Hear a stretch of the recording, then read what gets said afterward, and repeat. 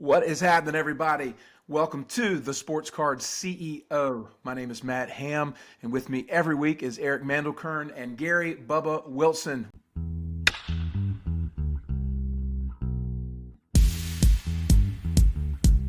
What's up, gentlemen? What's up, man?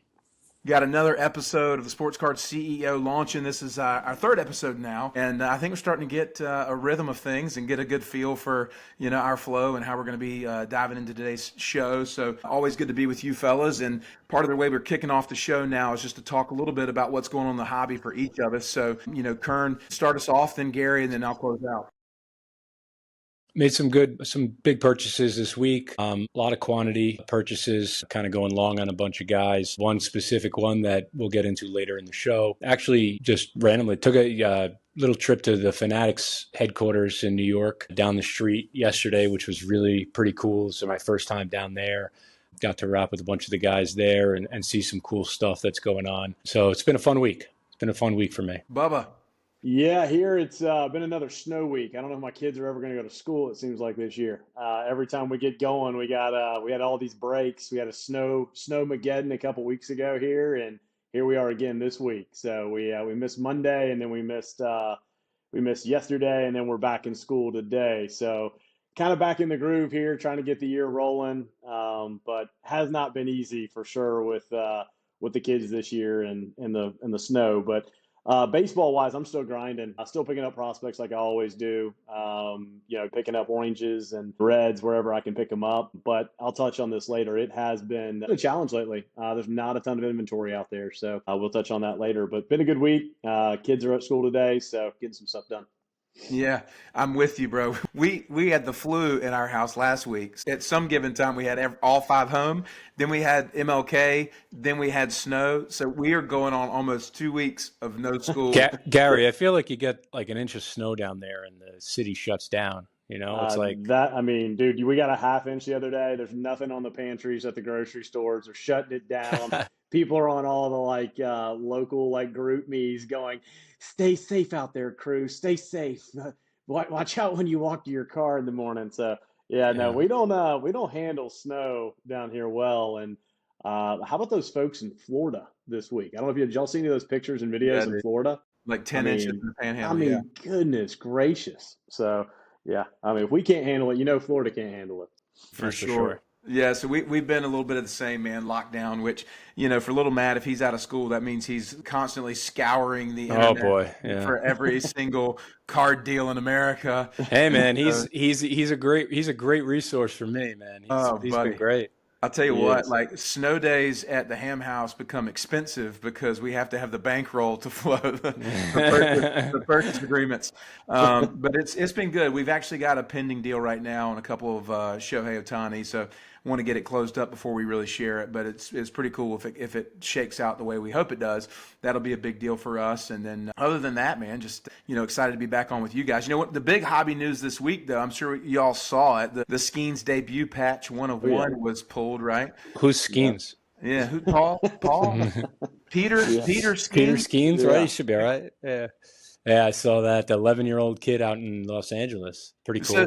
So it's funny because that card had this bounty from the Pirates, right? From the organization. Do y'all know the terms of that? Was it money plus tickets? No, I think it was just 30 years of season tickets behind home plate, and it was unknown whether it was first row, which could take the value up to $1 million, or if it was, 20 rows back, it could take the value down to $250,000. And I think it was, Livy Dunn put in her watch a game in the suite offer. Well, did you see the other part though, which I thought was pretty sweet? I don't know if y'all saw this part. You got 30 different people that you could invite to the field, and they would allow you to do a slow pitch softball game on the field. Friends and family and the whole thing. Yeah, that's cool. That'd be pretty Look, sweet. My Pirates fan or not, I mean, maybe if I was a Pirates fan, I'd think differently, but I'm not taking that deal. I'm not taking that deal. That's my opinion. Since you're the kind of guy, you're the debut patch guy out of the three of us here, okay? So you're the guy right now publicly.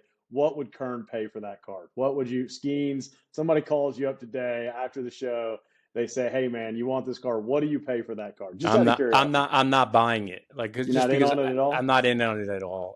I mean, yeah, there's a number I'd buy it at, but I wouldn't even throw it out there because it's not. It wouldn't be competitive. I'm not a Skenes guy. Like I've said before, like I think he's awesome and I think he's a great pitcher and I hope he has long-term success. But I can't invest that sort of money in a pitcher just because it could end it. I've seen it happen with guys that I love like Matt Harvey, and you could see it end in a heartbeat. So making that sort of substantial investment in a pitcher to me is not the smartest move. No, it's But tough to do. What do you think they're going to give that to Skenes? Is that the Pirates' plan? They get this card. I assume they're going to do some sort of ceremony and give it to him. Don't you think? The fact that Livy's involved in it. I think they should hold it hostage until he signs a long-term deal with them and then give it to him.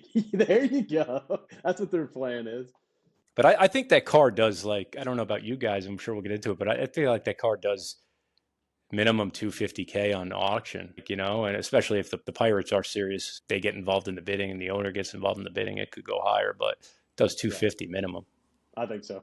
It's super interesting because like you compare like a Skenes against like a Holiday patch auto or a Merrill or a Churio or whatever. Like I don't know, are there public sales of those cards? I mean, I don't think that they're 250 plus, right? No, so the Holiday, I know what the Holiday did. It's not a public sale. Definitely, six figures plus, but not in the 250 range. That's the thing. That's the point, man. It's like I have a hard time thinking that the value is. But again, somebody would probably pay it. It's funny to me though. It's like the Pirates came out early and offered this deal, right? And then all of a sudden, I saw Ken Golden jump on his social channels, basically going, "Hey, give us a chance to auction this at Golden or whatever." And I'm like, to me, man, like that just doesn't feel like it feels disingenuous. It's like everybody trying to, I don't know, kind of like scalp this card essentially for their platform or for their whatever. Like I could get the team, that I understand. But then once you get into all of these people like kind of vying for who gets to like show off the card, I don't know. That part of the hobby, I don't like that part of the hobby at all. It doesn't have a good look to me. It just feels like cheesy and QVC-ish. You know what I mean? It's like that guy. You ever seen that thing from the 80s? The guy's like, you want to pick up chicks? You buy this card set. You're the real deal. You're picking up chicks. Let me tell you something. You buy this set at $39.99, baby, you're the cock of the walk, man. You ever seen that? It's so funny. It's like, dude, this is cheese ball hobby. So anyway, it'll be interesting to see what happens. And for that dad and his son who pulled that card, I mean, that's a great pull. Yeah, dude, it'll be interesting. I'm looking forward to seeing what happens with it. But that was kind of, hobby talk of the week. Well, all of that said, kind of diving into today's episode, Gary, we're going to talk a lot about the baseball top 100, and then we've got some other things we want to get into, but just the state of the hobby right now, right? Like with baseball coming, we've talked about the energy of this. Like, I mean, and you mentioned some difficulty in finding some cards. I mean, let's talk about that before we dive into the BA top 100. Yeah, and I have dabbled in more than baseball lately, so I'll go to baseball because that's what we are, right? We're a baseball predominant show, but for the hobby as a whole, when you ask the question about the hobby as a whole, the hobby's on fire right now. When you talk about Jaden Daniels and what he's doing and what that's bringing to the hobby space, you've got the NFL playoffs at fever pitch right now.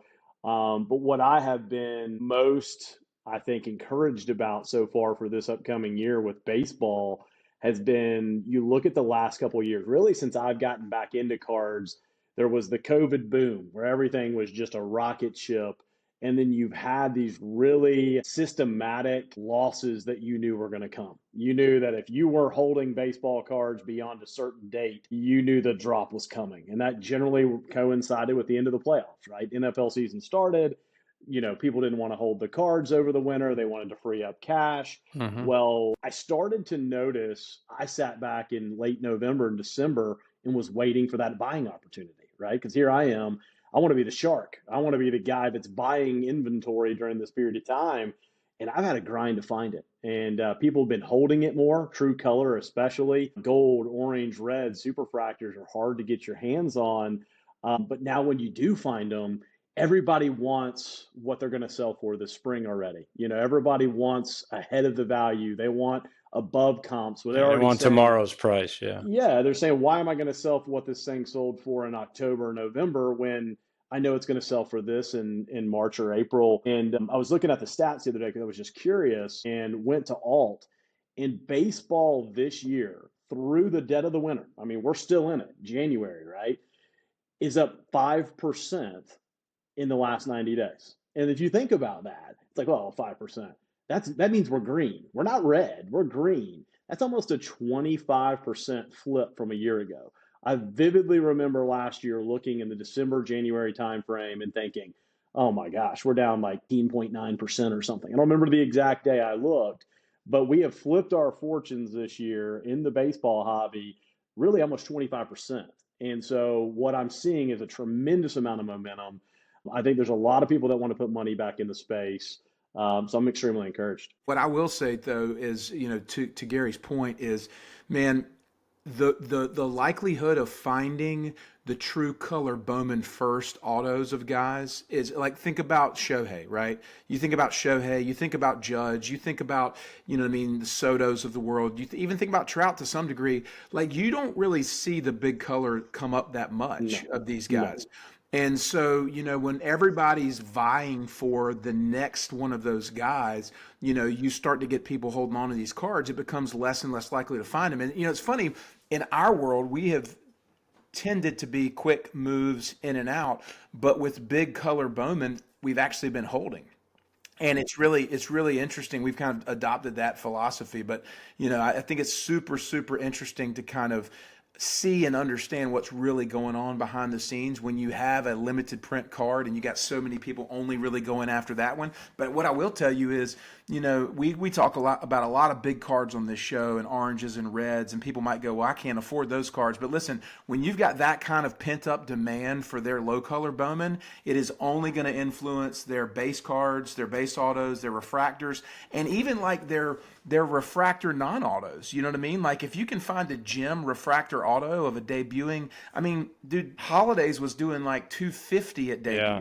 You know what I mean? So if you can go and buy the Sebastian Walcott, we talk about him a lot. We're going to talk more about him. If you can buy a refractor first of his and then hold until he debuts, I mean, you can see 3, 4, 5x returns on those cards. So regardless of the dollar figure of the card we're talking about, just be encouraged to our listeners. It's like, take the data and information on the high value cards, and that's going to always drive the values on the lower end cards as well. So it's spread across the spectrum. Right. Yeah, I was going to try to share exact numbers there, but I'll just kind of generalize this. But Jackson Chourio, I vividly remember where he was last year in May, right? Jackson Chourio last March and April, his stuff was flying. He came out MLB debut and struggled a little bit, early on. First month or two, wasn't really killing the ball. Well, his striking out at a high clip too. Yeah, Bowman values got cut in half right overnight. Well, the folks that have now you see Chourio coming back.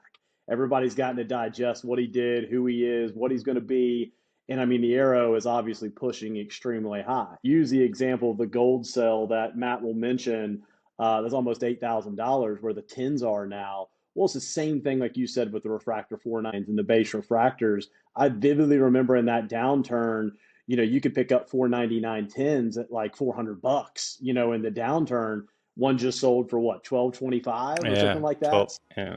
I mean, it's like you said, Matt. I mean, there's definitely that opportunity when we're on a player and we're talking about them, especially when you're getting on that player early on, to get a ton of upside. Those we've been talking about a lot on this show, looking at those 5, 10x players, and sometimes the 499s and refractors are the best place to find them. Yep. 100%. So that said, guys, huge, pop this week for the hobby with the Baseball America Top 100. I know you guys absolutely love the prospecting side of this, and y'all have a lot of different, resources where you don't just lean on BA. You look at a lot of the, I've looked at Scout the Stat Line, Prospect Larceny. There's individual, of course, MLB Pipeline, but then there's individual guys who study this and stuff. So, Gary, you kind of lead this chat about the Baseball America Top 100. Well, I mean, it's always, I think anybody that's into prospects looks forward to this list, right? I mean, it's just, it is kind of like the holy grail of lists. It's like the opening day for baseball for the prospectors, And it just, when it came out, Eric actually got to it before I even got to look at it yesterday and started kind of going through the list. And then I had a chance to kind of digest that list. There's a lot of it that I agree with, but there's a lot of it I don't. And so I think that's what I'm going to be really hitting on today.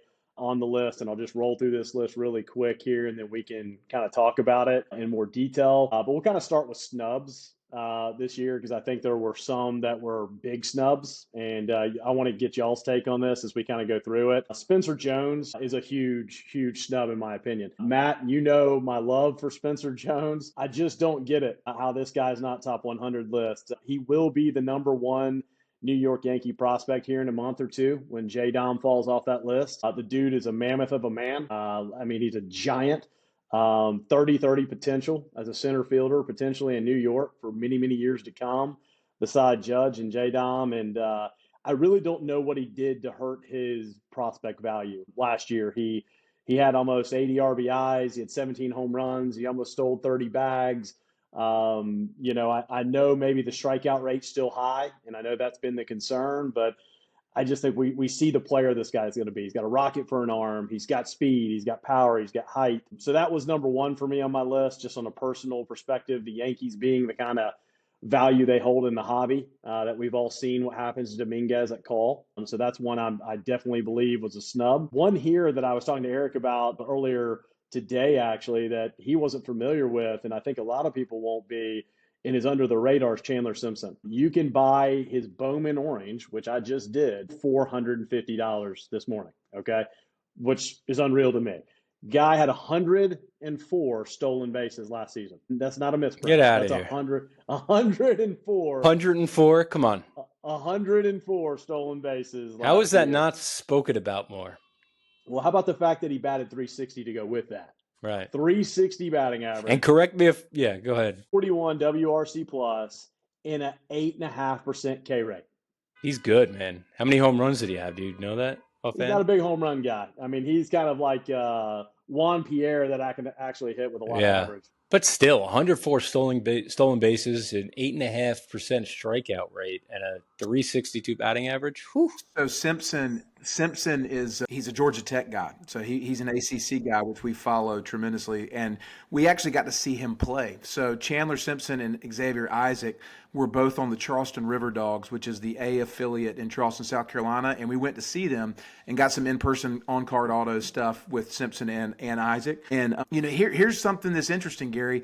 It's like a guy. I think that BA or Baseball America looks at Spencer Jones and they want to hammer him based off the K rate and based off concerns about the swing. And I think that's it, because he's got the age to level thing is a real positive for him. He's got the 5 tools, he's got the size, he's got the market, but they're really hyper analyzing his stats. By contrast, they're not giving Chandler Simpson any legitimacy on his stats. All right. And they're completely knocking him because he's a 24-year-old in AAA or whatever. Yeah. And they're saying he's a college bat. So it's like so funny the way these scouts and the way these ranking systems, it's like they're going to knock Spencer Jones for certain statistical categories, but they're not going to give the same props to Chandler Simpson for those same kind of categories. But they're going to knock him for the fact that he's a collegiate guy in AAA at 23 or whatever he is. And that, to me, that shows inconsistency in the model. It does. And I mean, I was listening to these guys talk about it. They had a post podcast that Kern had shared about it and listened to him talk. And they brought up Simpson a little bit in there. But in the hobby space, what do people buy? They buy flash. They buy what's hot, what's now. Spencer Jones, I'm calling it right now. I've been calling it. And a year from now, boys, roast me. Roast me on 1/23/2026 if I'm wrong, because I'm going down in flames with it, because I put my money where my mouth is on Spencer Jones. That dude, when you've got somebody that's got 30-30 potential, there's not a lot of those people. There's just not. There's not a lot of – when you look at the prospects up and down any system, when you've got somebody that's got 30 home run, 30 steal potential, there's just not many of them. And he's one of them. So yeah, I know we've talked about Spencer Jones. We've talked about Chandler Simpson. Another local guy in my area, Brady House. Been a big fan of Brady House. Was number 55 in last year's list, number 48 in Major League Baseball's prospect rankings. He's a back-to-back NL Futures All-Star. He was a 2021 first-round pick that was a shortstop that has turned into a third baseman. GM Mike Rizzo, I've listened to what he says a lot, being a Braves fan, kind of keeping up with the Nationals. I'm a big James Wood guy. Believes that he's a long-term pillar beside James Wood, Dylan Cruz, and C.J. Abrams. I mean, you guys talk about some future firepower there in that order. 19 home runs last year between AA and AAA. Guy's probably going to be in the major leagues here real soon, and got snubbed. He doesn't have first Bowman autos either, does he? He's one of those, right? Yeah. Yeah. That's correct. Yep. Yeah. You know, it's interesting with a guy like House because, I think, not last year, but year before, I think he dealt with some injury, and I think he sat for a good part of the season. And what I've come to realize, too, is how much injuries plague these guys related to their hype. Like, if a guy sits out a half a season or something, man, it's like the hobby forgets about him. Jet Williams, my example. Yeah. Jet Williams. Oh, Dude, yeah. Shohei debuted, and I think what was like a rookie of the year or MVP, and then had Tommy John, and everybody's like, he's trashed, his first surgery. And it's like, dude, people are so short-sighted sometimes in how quickly they'll come off of a guy. These are opportunities, folks. As you're listening to this show, Brady House is like you said, injuries. You talk about Ronald Acuna Jr. He's an opportunity. We've been talking about it, Matt. I know little Matt's a huge fan of Ronald Acuna's value. Did he just forget how to hit? Go to Instagram and check him out in the Dominican Republic right now and see if he forgot how to hit. Dude's hitting him over freaking villages out there. I mean, the dude's a freaking maniac. Kind of moving along, Tamar falls in that same boat with Brady House. First round pick, 2022 draft, 4th overall, gigantic power for a second baseman. The guy can hit. He's struggled a bit with his batting average in the minors. Guy's still super young. He's just forgotten. And that's what happens to some of these guys. They get forgotten pretty quick. It's what have you done for me lately in this industry? Moving along, Joindry Vargas, back-to-back seasons, starting off in the minor leagues over 300 batting average at his age 17 and 18-year-old seasons, had a WRC plus of 149 and 129 respectively. To me, he's an arrow pointing up. He's in the Dodgers system, doesn't get talked about a lot. Tremendous amount of opportunity there long-term. Or Elvis Martinez, future Vladdy replacement. This is Vlad's last year in Blue Jay land. Pretty sure of that one. This dude's a mammoth of a man, a huge power. I could see him being in the Blue Jays' middle of their lineup for years to come. Josue DiPaola, potentially number 47 on the list. Now we're getting to the list of guys that made the list that I think were too high, meaning they should have been lower on the list, closer to number 1. But DiPaola, number 47. Dude has the potential to be a number 1 next year. And if I had a dark horse pick right now today for number 1 a year from today, it's DiPaola. Reason being, left-handed, potential 30-30 guy, 300 batting average type guy. He stole 27 bags last year, and they say he has fringe speed. So when he's got fringe speed with 30 home run type pop and 300 average type potential, big upside. And here's another little hidden gem here. Has been training with Ellie and Juan Soto in the offseason. So he's in some good company there with his training. I love Josue DiPaola, and I love him in that Dodgers system. I mean, I think he's got huge upside. Yeah, I'm a big DiPaola fan as well. I tend to watch all of his minor league games on my phone through MILB app when he was in Rancho Cucamonga, and he looks the part, His swing is so smooth. He's got speed, so it's interesting that they touch on his speed there. But I do think he has top 5 prospect potential, if not number 1 overall prospect potential. I really like DiPaola as well. There was a question there whether he was going to be. I was a little worried that he was going to be traded to the White Sox this year, which would have hurt his hobby value, obviously, but. So I'm glad that didn't happen. Yeah, I think he's a stud. Next one on my list, Konnor Griffin. I'm glad that there's going to be a little delay between us doing this podcast today and when it gets released, because as I was writing this up, I go, why am I not buying more of this kid? Number 57 on the list. I'm going to put him as another guy right there with DiPaola that I think no one's talking about as number 1 next year. He is believed to be the number 1 guy out of almost the entire list since Dylan Cruz that has 30-30 potential. Massive power, massive speed, 6'4" shortstop with plus defense. Sign me up for that.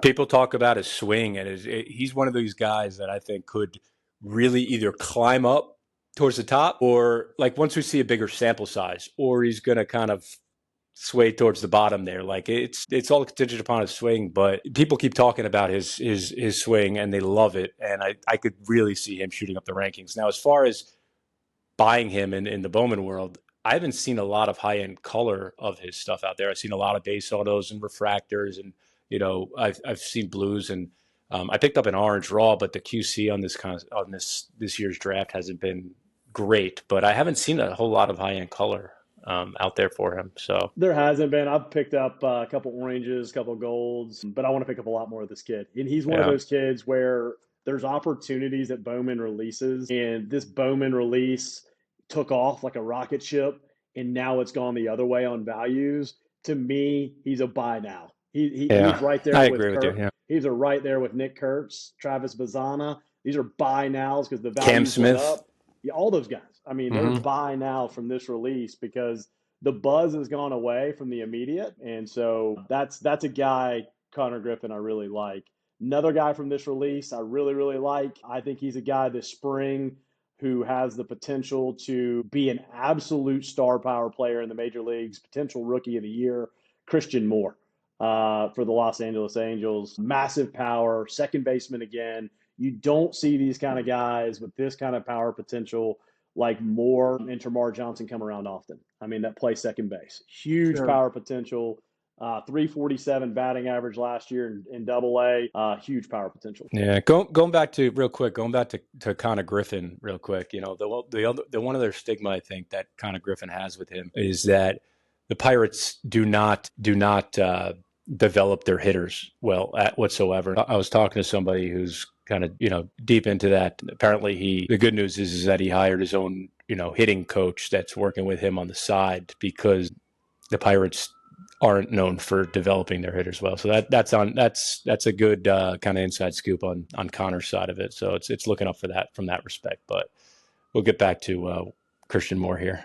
Yeah, I was. You had something, Matt. Yeah, on Christian Moore. So, good friends of ours. Father is actually coach in the organization. Has been around the major leagues for 50 some years, and we saw him over Christmas because he was in town visiting or whatever, and he was talking about Christian Moore.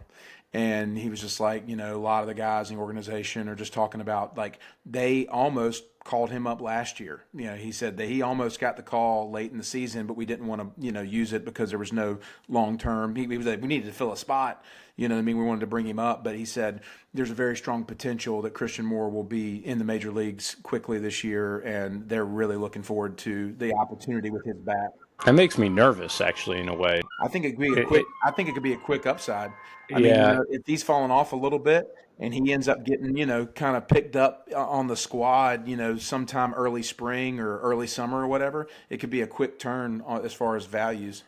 Well, I mean, from the fact that, I know you're a Wolfpack guy, and last year during the College World Series, you get to see Christian Moore and what he did at the college level. You see what's happening to these guys like Dylan Cruz. I mean, they're moving through the system fast. You saw Christian Moore last year, same thing. These guys, Double-A hitting to them is in the SEC. That's just another day for these guys. I mean, these guys can rip. So I like Christian Moore a lot. Again, I think he's one of those guys I could see pop 25 home runs in his rookie season, and people be talking about this kid a lot. So moving along to Trey Morgan, number 80, another high flyer, another SEC guy, back-to-back minor league seasons, over 320 batting averages, gets no love in the hobby. Very similar to that of Chandler Simpson. An elite defender at first base. This guy, they're saying this is the number one defensive first baseman in the minor leagues right here in Trey Morgan. Absolutely elite at the base. Steals, had 20 steals last year as a first baseman.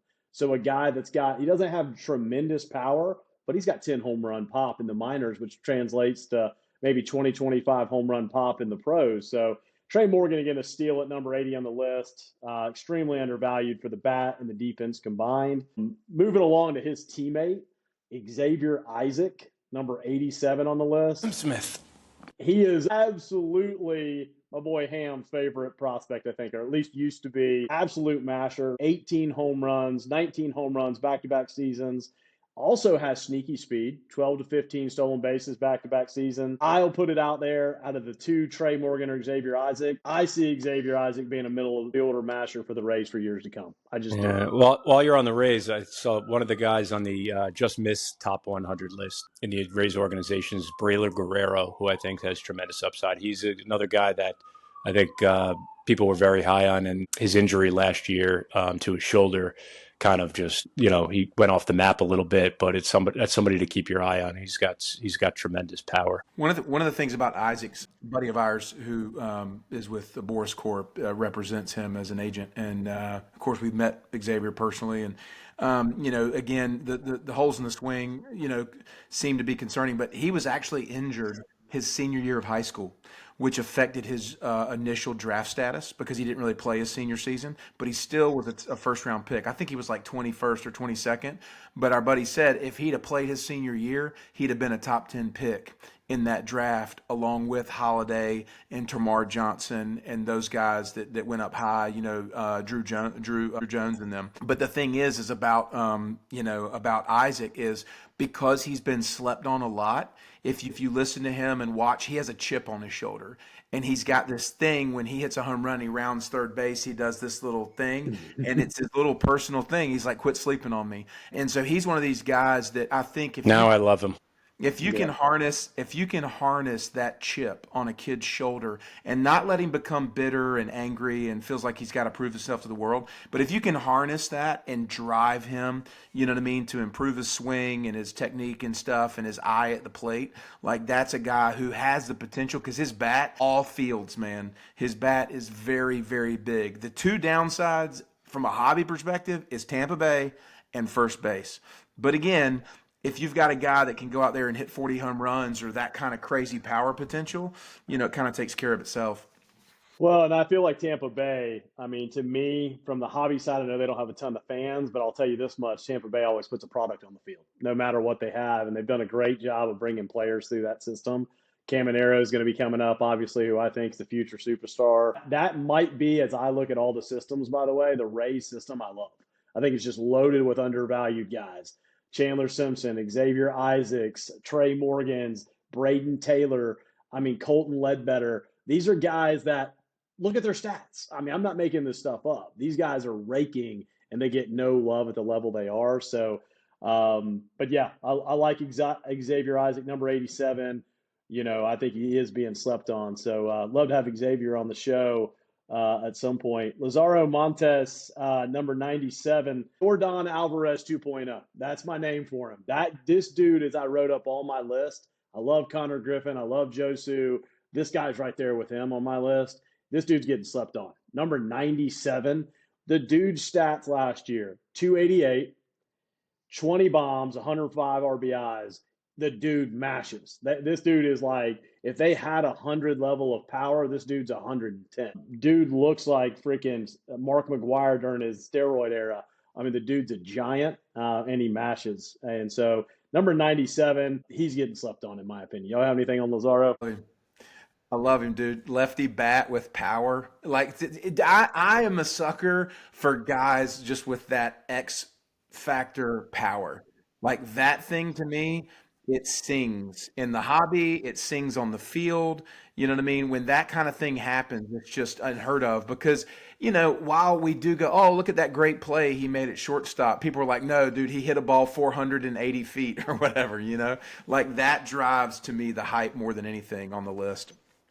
Where does he fit in on a major league roster? Is he a DH, do you think? Right field. You think he does? Yeah. Okay.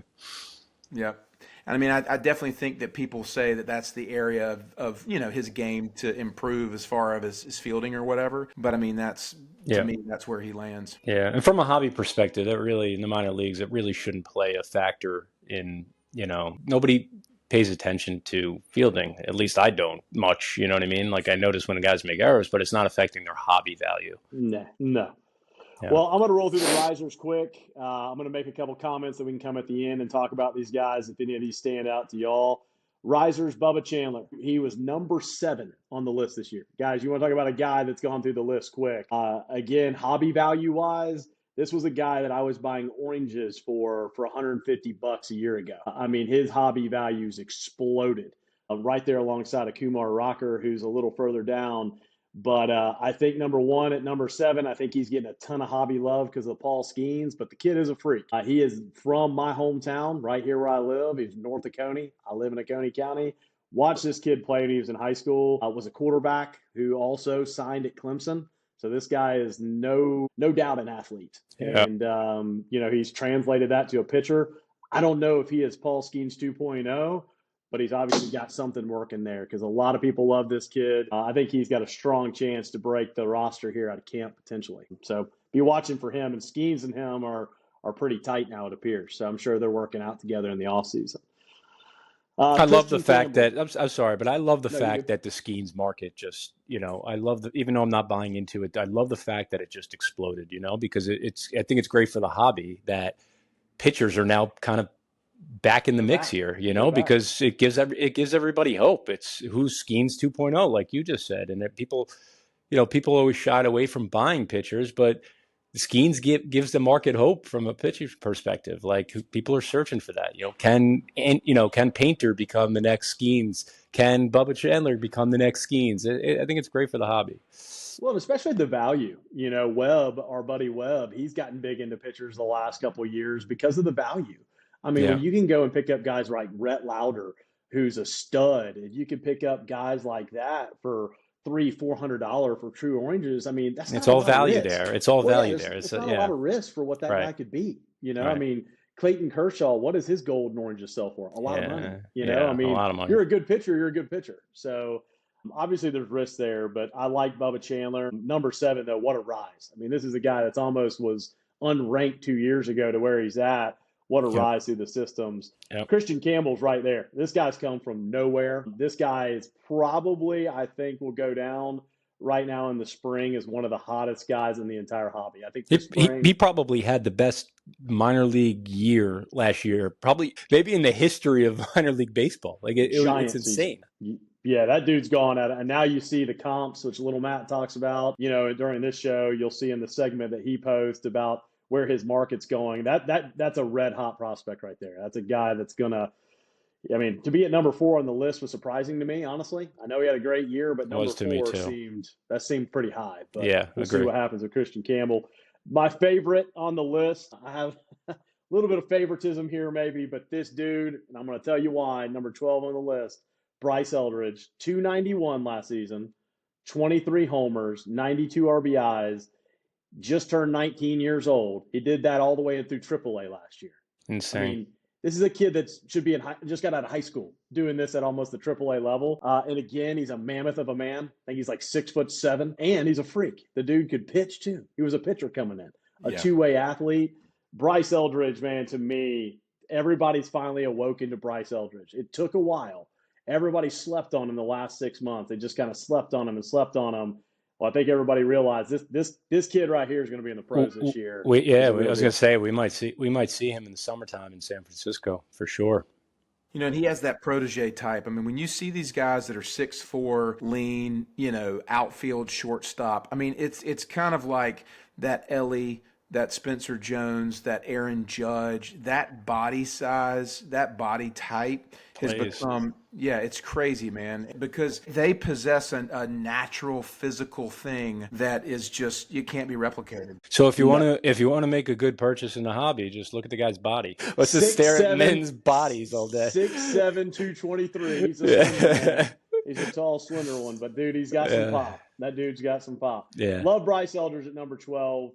Samuel Basallo, I put him on the list. Would love Samuel Basallo and where he's going to be. Adley Rutschman to first was my comment there.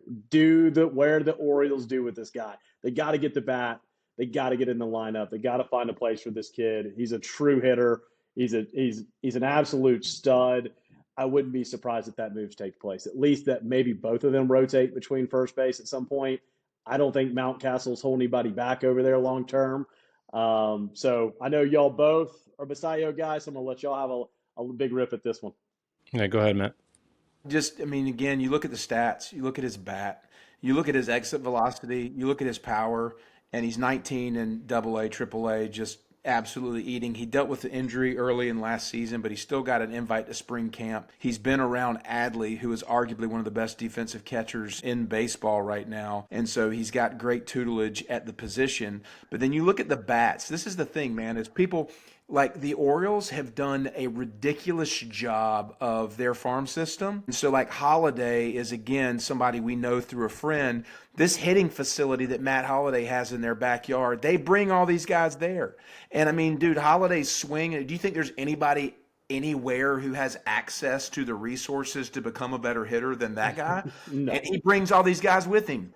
So when you look at Cowser, you look at Mayo, you look at Westberg, you look at, Basallo, you look at all these guys, like they're getting they're getting resources to just understand what it takes to hit at the major league level. And then you put all that together, man, I think that there's just a massive amount of potential in Baltimore. It'll be interesting to see how they manage it all. Yeah, it's interesting with Basallo. His market has, from a hobby perspective, has been, I want to say, inconsistent. It was a lot of ups and downs, but yet his play on the field has been extremely consistent. Like he might have struggled a little last year in his call up to AAA, right? But it was a really small sample size. But his market is just up and down and up and down, and it's never really leveled out. In comparison to his play on the field. But I'm really high on him. I think he's going to be, a very solid, serviceable major leaguer. He's got the power. My gut tells me, I've also kind of spoke to somebody that's pretty close to the situation that last year, I think they do want to move him to, I think Adley's reluctant to move to first. Catchers take a lot of pride in their position. So I think that's going to be a battle of where he is. Maybe it's a rotation kind of thing, but I think that was kind of the Orioles' plan. It was to move Adley to first to kind of, create some longevity to his career as well. But we'll see what happens with that. But I really do like Basallo. Another guy I think we could probably potentially see this year. I mean, absolutely. This is another guy who we talked about, Eldridge. I'm looking at his stats here. 19 bombs last year, 65 RBIs, 278 batting average at 19 years old. Just turned 20 years old. You think about that. I mean, these kids are doing this right out of high school age, already at the AAA level. These are guys who are going to be around a long time. These are guys that I don't just think these are prospects anymore. These are Major League Baseball players very, very soon. Basallo being on that list, he's a riser to me for sure. The next group through here, Jesus Mate. I'm going to roll through this next group as kind of a pack, and we can come talk about them as a group because these are all the same comments I had on all of them. Jesus Mate, future number one, ? Was my comments for him. I think he has that kind of potential to be the number one prospect in baseball a year from now. Leo DeVries, future number one, ? as well. Sebastian Walcott, future number one, as well as my comment as well. And the last one of that grouping was Walker Jenkins. And so again, Jesus Mate, Leo, Sebastian, and Walker Jenkins. Yeah, so which one of those guys do y'all think is number one? It's funny because I sent you guys a link. I don't know if you had a chance to listen to it, but the Baseball America dropped their podcast. Yeah. And, the first 10 minutes of the show, they went around the round table, the three guys talking about who has the potential in the top 100 currently to be the number one prospect. And, the names that Gary just listed off, Sebastian Walcott, Leo DeVries, Jenkins, there was an outside long shot of Cooper Pratt, and Jesus Mate and Zaire Hope are all in there. And, the three guys I think they mentioned were Walcott, Zaire Hope, and Jesus Mate. And it's interesting because what's the common, not common ground, but it's ironic that those three guys, there's 3 first Bowman autos that are out in the market that you could actually purchase of those 3 guys. And to me, it kind of goes back to just a missed opportunity here. And I'm not pointing blame at Topps or Fanatics for this. There's reasons behind it, I am sure. But it's just wild that there's 3 Zaire Hope first Bowman autos out there, which we touched on last episode. Jesus Mate is not in any of the Bowman sets yet. And Sebastian Walcott his autos are not a first. Just feels like a missed opportunity, But as far as my choice goes, we know the answer to that. Who's your choice? Sebastian Walcott.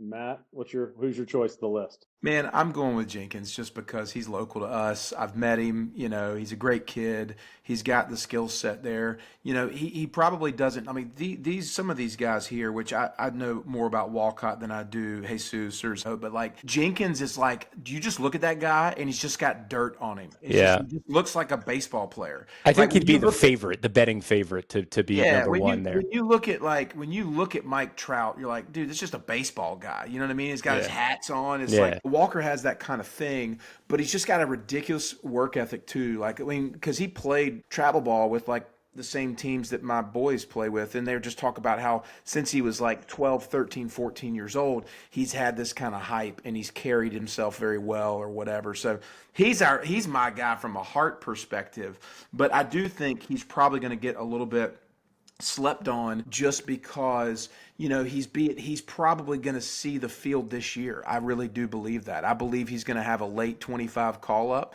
so I don't think he's going to have a shot at the number one prospect. I think he's probably going to debut on the pipeline at number 2, right there with Roman Anthony, 1-2 with him. But then I think Walker's going to get a shot to go to Minnesota this year, and I think he'll be like a Gunnar Henderson where he'll have a late into the season where he's going to get some at-bats or whatever, and then come back his second season, his first full season essentially, and that'll be where he can kind of gain some ground. That's just my kind of thought process on his timing. Yeah. So who's your number one? I mean, I'm going with Walker. Well, if he's going to graduate, though, I guess he'll still have status, though, at that point if he's out there at the end. Yeah, I actually think if that's the case and he doesn't get a shot at it, I think a guy like Walcott would see it because of the shortstop thing, because of the 19 thing, because of the body size, because of the home run potential. That's kind of where I lean. It's like Ellie, man. Walcott is Ellie 2.0 to me. Yeah. The question is can he be consistent with exactly? Yeah. My take on it is I think the Gunnar Henderson comparison. It's funny you said Gunnar Henderson. When you said that, it rang a bell with me. That's the kind of hitter I see him being. I know he's an outfielder. Gunnar's obviously an infielder. But I see him getting that kind of – he kind of got slept on a little bit as a prospect. He got a little late momentum, and then when he went to the pros and started ripping, I think Jenkins could be that kind of guy. I think Jenkins could be that guy that everybody in 6 months, to a year from the time he gets the call is going to go, man, why didn't I buy a lot of this guy? Because, I think he's going to be a stud for a long time. Beside Emmanuel Rodriguez, I think that's another kid coming up in that twin system. Didn't put him on the list, but I love Emmanuel Rodriguez long term. He's got to stay healthy. That's it. It's a great hitter. If Matt is right, I was going to say Walker Jenkins was my choice for number one for 2026. If he's graduated, my pick is going to be Leo. And I just everything I've read, everything I've seen, the way he played this Arizona Fall League, I think the kid's just got that it factor. He's just got it. And, and that's he's extremely young last year to be up at the level he was playing at. I think this kid is, people in the hobby know who he is, because of the buzz that originally was around him. But this is one of those kids that's going to kind of be like Walcott's got some momentum around him now. I think Leo's buzz is going to be one of those guys where the days of being able to buy Leo's golds and oranges at 1 or 2K, I think it's about to be over really damn soon. I really believe that. I think he's extremely undervalued for what he is. I'm going to put my neck out there on this one again. I think that's my Jackson Churio pick of the years ahead. I think Leo's the guy. No, I was going to say I'd like that too. I believe it. I really do. I believe he's the guy. Zahir Hope was on the list. Y'all mentioned him. I don't know a lot about him. I don't know if y'all want to add anything to Zahir Hope. That's a kid that's been rising fast in the conversation. Y'all want to touch on Zahir Hope or just real quick? And just sadness as far as having one of his first Bowman autos and selling it. I made a big mistake there. Here's something I will add about that is I really like to see a guy with a good sample size in double and triple A before I go ahead and am all in on the guy because, anybody, I shouldn't say that.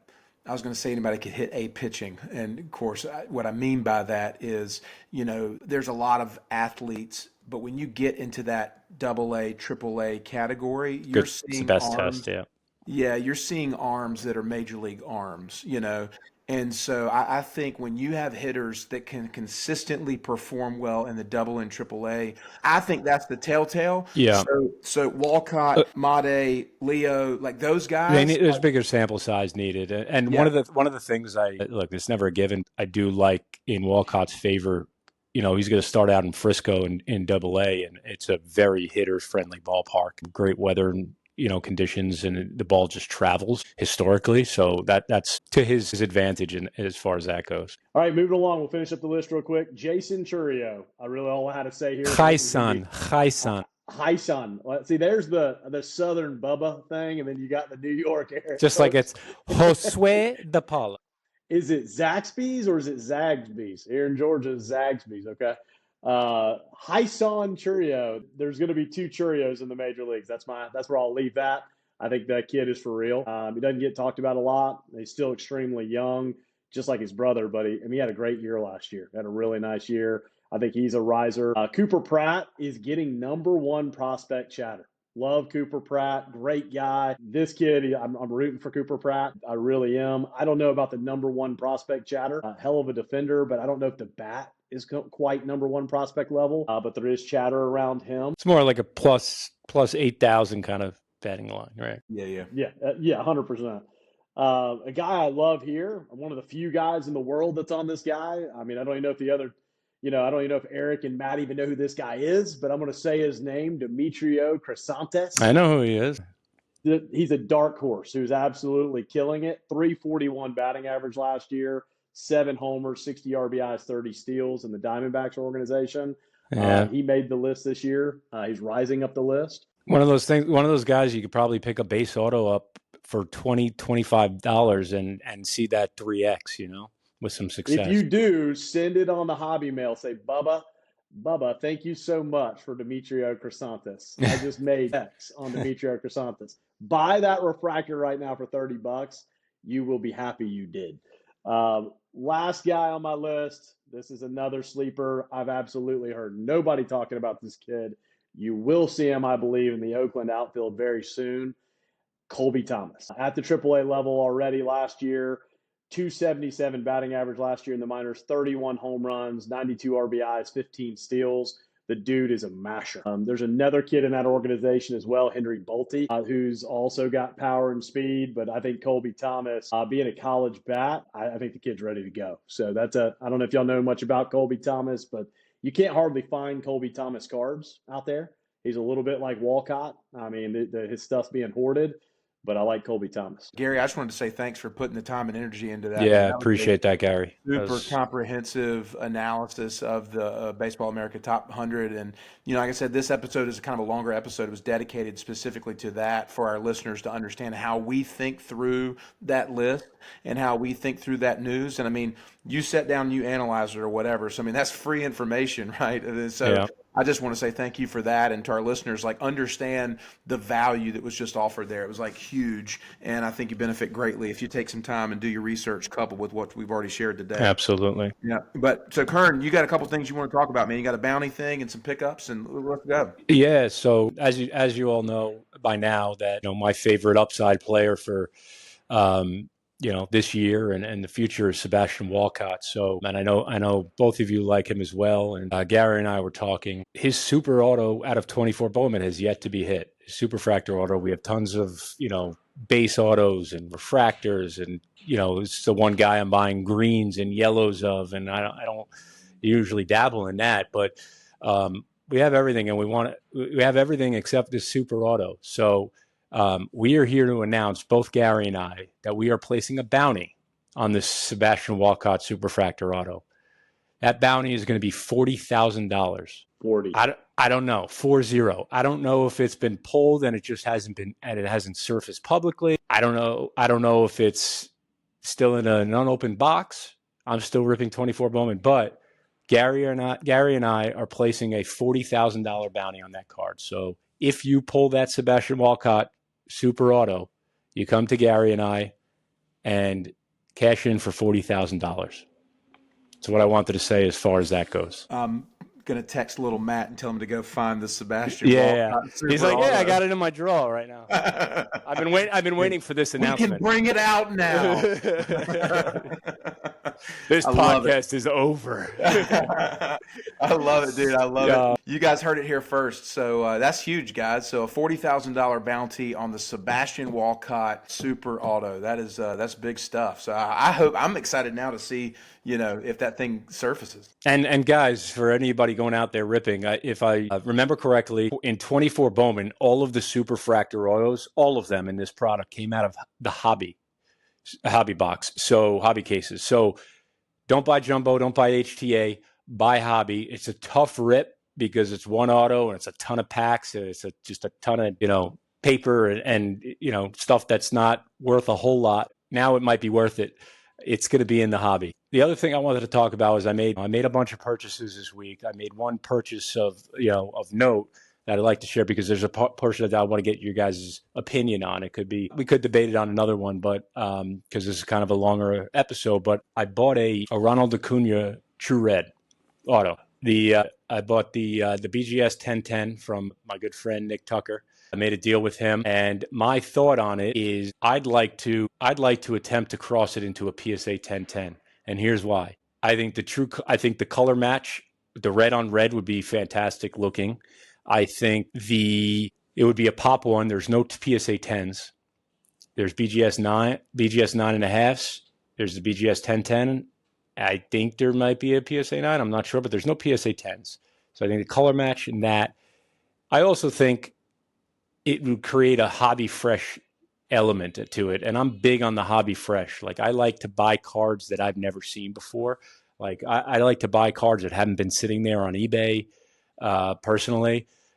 Something sitting there in a long time kind of like devalues the card in my mind if it's placed at too overpriced. But this Acuna card sold a couple times publicly on auction, and not that it's not hobby fresh, it's still an amazing card, but seeing it in a new outfit kind of creates some value to it. It gets buyers excited about it. It gets people excited about it, especially when it's a pop one. So between all those things, like, what are your guys' thoughts on doing that? Matt, I'll let you take it, and then I got a reaction to this. Yeah, I personally have never valued the BGS 10. It's never made sense to me. I don't understand it. People say about pop count. I don't care. It's a pristine card.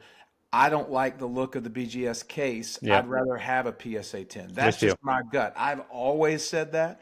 I've always valued, I've always thought the BGS 10s were overvalued to market. And I think with BGS's kind of lackluster performance in the hobby, you're starting to see a decline in their values because of that. And, I definitely will say this. Changing the look of a card is one of the most dynamic ways to take advantage of opportunity in the hobby, because it does create a different stigma when you see that card in a different slab. And we just had recent success with, and this is the hard part, we can get into the details of this later. We had a PSA 8 that we did the opposite. We took it to BGS and 9.5'd it on a Shohei. And changing that look, it's the same card, but to the buyer, they're now seeing it in a 9.5 slab versus an 8, or vice versa, and you can do it either way. So anyway, I'm a big fan of that kind of cross-grading dynamic. Bubba, what's your reaction? I mean, first off, a Mets fan buying a Ronald Acuna Red 1010. I mean, whoa. I mean, Eric usually tells me about every purchase he's making. He would not tell me about this one. He saved this one for the show for my reaction, and my reaction is I'm surprised. When he told me he had something for the show, I had no idea it was going to be a Ronald Acuna Red. So, well, I own a couple of Ronald Acuna Reds myself, so I guess we're in the same ballpark there. But I do love Ronald Acuna. I don't know. I mean, Eric, I mean, I'm not a big fan of giving PSA more money for free for nothing. I'm with you there. With their history of not being the friendliest on certain things like this. Yeah, so that's my just unprofessional opinion on that. But I just, do I think it would look cool in a 1010? Do I think it would keep maybe something fresh? Yes, I agree with what you're saying, but I just don't know that it's worth the risk. The second you get a PSA 9 on that, you just devalued that card. I'm not cracking it. I'm attempting to cross with a min 10 10. I would never do that. So really, the risk is probably a couple $1,000 in grading. Yeah, I mean, I just don't know that to be honest, I don't know that if you want to do it just because you want to see it in the 10-10, yeah, then I think you. So here's the thing. I'm not saying that it adds $2,000 in value to the card if it does cross, but as a collector, I'd rather see it in 10-10. I want to see it in 10. So I think I'm going to give it a shot. I did want to hear your guys' thoughts, obviously, but I think I'm going to try that regardless, just because as a collector, I'd like to see that in there. Buyer of that card, most likely, just keep it in the 10-10. Okay. I'll include it with the Austin Riley Super for you. Yeah, do that. But no, I mean, that's an awesome pickup, man. That's a sweet card. I honestly, I forgot that thing even existed, that 10-10. I know it sold a while back. And so yeah, we've been talking about it for a long time and just trying to find the right deal for it. I think, as you said earlier, like Acuna's a guy who's a buy right now, right? You know, you're coming off MVP season, then you have an injury, and it's like he didn't forget how to play baseball, you know? And so you're coming back into Atlanta. He's that guy that has that flash. He has that flair. He has that swagger. He has that chain. You know what I mean? Like, that's the thing that drives the hobby value. So Acuna, I don't know, is he coming out fresh? Will he start the season, or is he going to have to rehab through like? No, I mean he's got a chip on his shoulder, man. He's like Xavier right now. The dude has an absolute chip on his shoulder. Came off of an MVP, got injured, you know, and I've just been watching him through Instagram. You can go back and see the dude's been working his ass off in the gym. He's in best shape probably of his career right now, just like he was in MVP season. He come off the knee before. All of his posts around it have been, man, I'm coming back stronger than I ever have been. I don't know if the Braves are usually super conservative with this kind of stuff, just like they will be with Spencer Strider coming back, who, by the way, is another great buy. You know, Paul Skenes type upside type guy. I think the Braves will probably be conservative. Braves fans like myself, we want to see him on the field, right? And I don't think we can survive too long with them not being on the field if we want to be ahead of Eric's Mets and some of the other teams in the division. But I think Acuna will be back very shortly after opening day if he's not in the opening day. Yeah, and I think once that guy gets on the field, starts hitting home runs and stealing bases and doing Acuna stuff, I mean, his value is going to, really, really, really respond very, very, very quickly. And this is an honest question, and this is, you know, I know we've got a Met fan on here, we got a Braves fan, but this is a seriously honest, like, the better player long term. Who will be remembered? I know there's a lot of years ahead, and where we're at in their two careers, Acuna and Soto. Who is going to be the guy out of those two? Obviously, they're always going to be kind of attached together, same timeline. Now they're same division. Are you asking who is going to be known as a better player? Yes. I think Juan Soto is going to lead him in mostly all statistics, right? But I think the answer to that question is contingent upon, can Juan Soto bring a championship to New York? Is it one or is it multiple? Just because I feel like people are remembered by championships. I mean, maybe not as much in baseball as it is in basketball, but, you know, bringing a championship to a team that hasn't won since 1986 is pretty significant. You know, in addition to, I think he'll probably lead it, you know, statistically, Ronald Acuna, in mostly all statistics except probably stolen bases and one or two others. But I think his legacy will be, does he bring championships to New York? But I guess the answer to your question is Juan Soto. Matt? I would play contrarian, and I would say Acuna. However, there's a big asterisk by what I'm getting ready to say is I personally would have concern about Acuna's ability to stay healthy, because the guy goes so stupid hard, he hurts himself. You know what I mean? He's all over the field. Soto is a more polished type player. He doesn't really take a ton of risk, but like Soto does not wow me personally. He's got a great eye. I will say that. He has one of the best eyes in baseball. But it's like I want to see more from him. Like I want to see him do more like crazy type stuff. Acuna is definitely the more exciting player, without a doubt. And so that's where I think Acuna, if he stays healthy, has a little bit more of that kind of ramp up. And that's just my take on it. By contrast, though, either one of them, dude, I grew up old school baseball. If you're dancing around in the box, I'm sorry, you got a fastball coming in quick. All that nonsense that they do, I don't have time for all that. So they're not on my top fan of list of anybody. But I think if I'm looking at somebody, I think that Acuna just has a little bit more of that kind of like pizzazz type thing. Well, Yeah. I mean, and furthermore, I mean, just to kind of be the other vote in this, I'm obviously a Braves fan. I'm trying to take Braves, Mets, Yankees. Soto's played everywhere, Nationals, wherever he played. I think the value to potentially for Acuna is if he's a lifetime Brave. There's something to be said about a guy that stays somewhere this day and time. It's a great forever. point. It's a really great point. But beyond that, he leads Soto currently in batting average. If you look at the career batting average, most people probably wouldn't realize that. But Acuna's got the 289 career batting average to Soto's 286. I was going to say he's probably around 286. And he probably leads them in stolen bases as well. Leads him in stolen base, and home runs are really close. So I think it's going to boil down to, like you said, Matt, will Acuna, I think at some point in Acuna's career, and he's even talked about, will this be the year he comes back?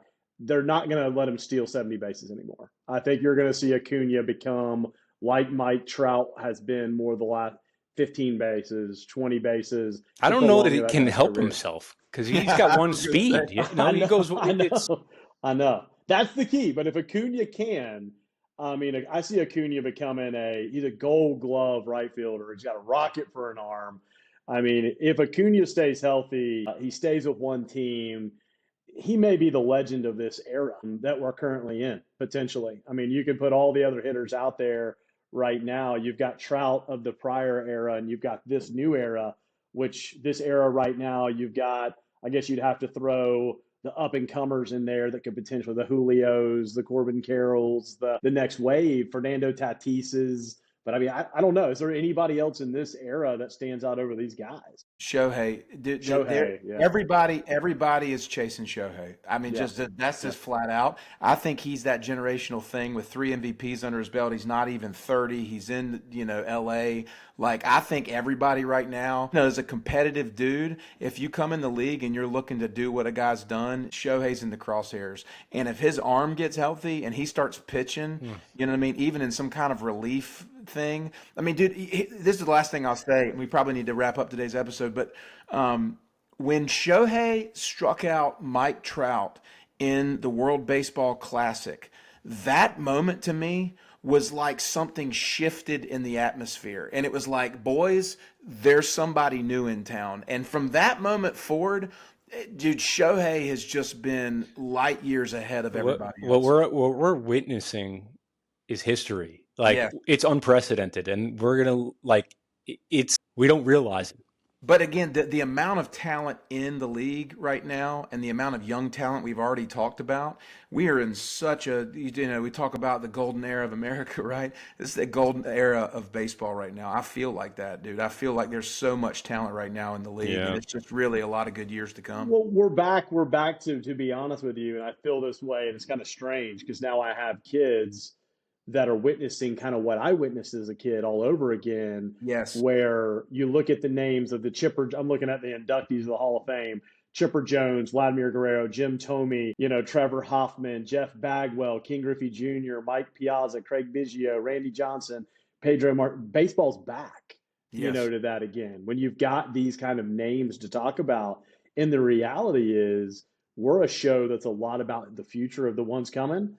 And there's a lot of damn good ones on the cusp. I mean, a lot of really good ones on the cusp. So I'm excited about baseball for many years ahead because, I mean, we've got some guys in Churio and James Wood and Caminero and all these other guys. They're there now. They're there. This is their time to shine. And so, guys, I'm excited about the season. Another great show today. It was awesome. Absolutely. Kern, any final thoughts? No. Gary, again, great work on the prospect list. And, I think this was a great episode. It was a longer one, but I think a necessary one. Yeah, Matt, why don't you wrap us up? Yeah, ton of value here, guys. To all our listeners, really appreciate you guys being a part of the Sports Card CEO. And today was really just a heartfelt episode to say, like, hey, this is the data and the research we're putting in and talking about in our private conversation. We just gave all that to you guys. So use it, utilize it, do the research yourself, and join the conversation. Hit us up on Instagram or hit us up, on the socials, or let us know. Reach out to us. Let us know what topics you want to talk about. Thank you, guys. Gary, Bubba, thank you, Kern. I appreciate you guys much. Thanks, guys. Y'all have a great week. Yep. 40,000. 4-0. Peace.